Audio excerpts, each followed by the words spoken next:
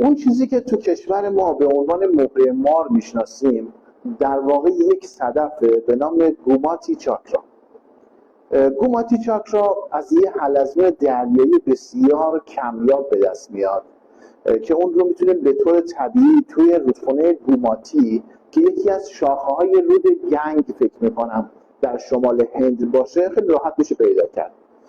تو کشورهای مختلف اون رو با نام مهره مار، ناک چاکرا، پوسته چشم گاو و پوسته چشم گربه یا چیزهای مشابه این میشناسن.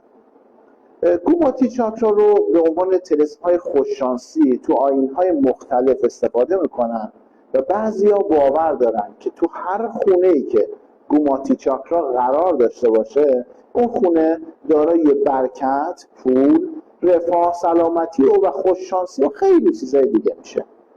اما آنچه که مسلمه اینه که چیزی به عنوان مهره مار وجود نداره و ادعای خیلی ها مبنی بر این که این مهره مار کبراه یا مهره مار مثلا فلان ماره کاملا دروغه.